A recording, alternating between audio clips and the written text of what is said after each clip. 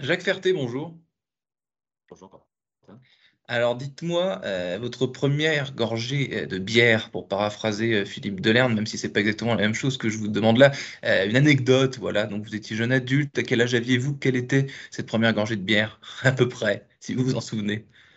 Alors, en fait, le souvenir qui me revient surtout, c'est ma première IPA. C'était à Londres en 2008 et ça m'a beaucoup marqué. C'était un style qui commençait à faire sa place au Royaume-Uni et franchement, à ce moment-là, j'étais dubitatif. Mais ce qui m'a le plus marqué, c'est à quel point c'était différent des autres bières.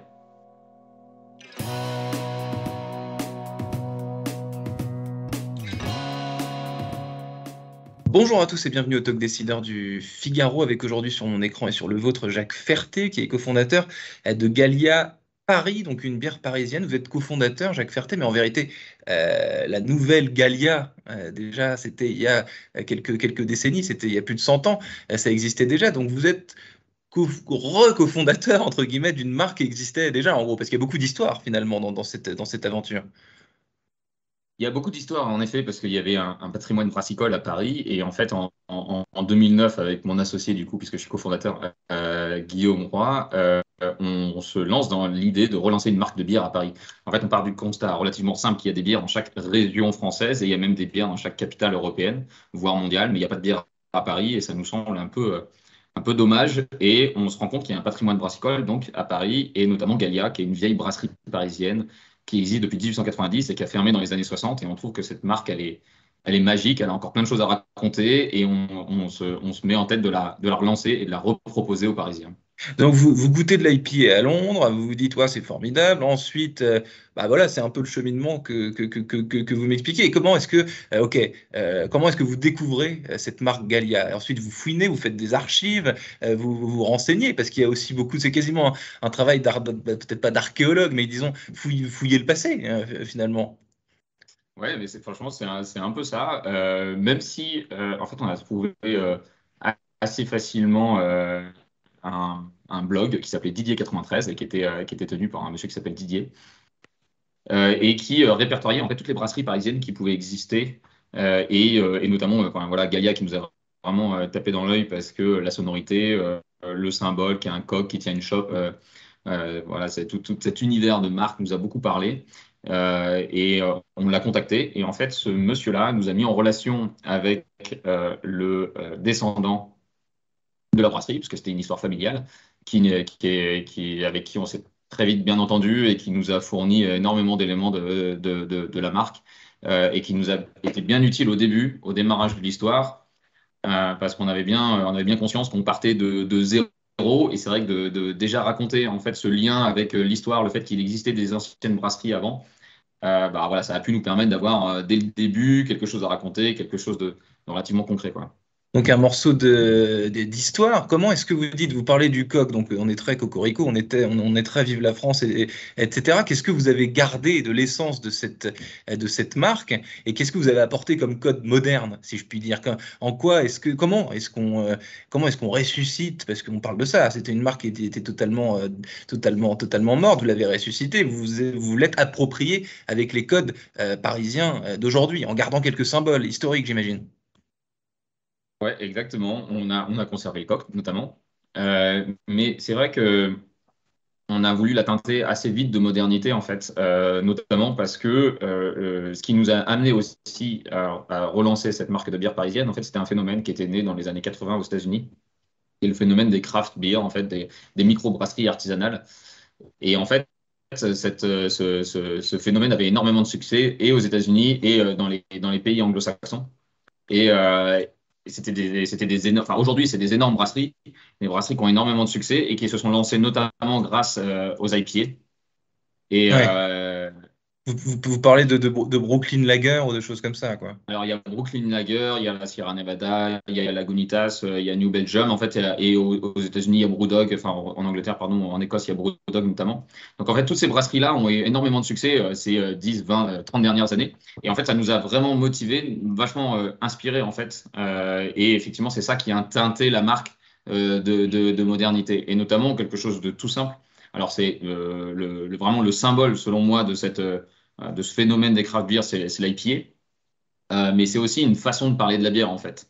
C'est une façon de parler de la bière, parce qu'on parlait avant de bière et on parle toujours de bière aujourd'hui en France en termes de blonde, enfin de couleur en tout cas, de blonde, de blanche, d'ambrée, etc. Et en fait, ce qui nous a vraiment intéressé dans le phénomène anglo-saxon, c'est le fait d'avoir une nomenclature un peu plus stricte, un peu plus claire, en fait, pour parler vraiment de style de bière et non plus de couleur, en fait, qui selon nous, avait beaucoup moins de sens. Et ce que vous décrivez, ça nous amène vers le choix et comment dire, la, la diversification de ce rayon de supermarché pour imaginer un peu le truc. C'est-à-dire, si on revient quelques décennies en arrière, le rayon bière, il n'y a pas grand-chose, quoi. Il n'y a pas beaucoup de variété, pas beaucoup de diversité. Aujourd'hui, vous allez dans un Leclerc, ou peu importe dans quelle enseigne, ou même chez un caviste d'ailleurs, vous avez infiniment de choix et donc de précision. Là, vous disiez blonde, blanche, pardon, brune. Enfin, aujourd'hui, on est bien au-delà de ça. Ouais, exactement. Maintenant, c'est des codes. Alors, justement, quand on s'est lancé, donc on est en 2010, il y a à peu près 250 brasseries en France. Aujourd'hui, il y en a plus de 2000. Donc, en fait, c'est un code, en fait, une façon de parler et une façon de voir la bière qui a été repris par des centaines, des milliers voilà, d'artisans brasseurs à travers la France et qui ont contribué à construire un marché et à éduquer, en fait. Et effectivement, il se trouve qu'au début, quand on s'est lancé, on était un peu tout seul. Avec l'arrivée voilà, de ces nouveaux brasseurs au fil de l'eau, en fait, ça nous a permis à tous de construire ce marché, de construire cette façon de parler et d'interpeller les consommateurs, en fait, qui consommaient des biens industriels qui existent toujours et qui ont toujours leur place aujourd'hui, mais qui se sont au fur et à mesure intéressés à des bières artisanales. D'ailleurs, vous parlez des biens industriels, mais les grands brasseurs, disons, de biens industriels s'intéressent infiniment à des maisons comme vous, parce que bah, c'est effectivement l'avenir, et c'est s'adapter à son temps. Gallia Paris, ça se vend pas qu'à Paris, on est d'accord, du coup, Jacques Ferté, vous avez un petit peu, vous avez vu plus large, j'imagine. Ouais, exactement.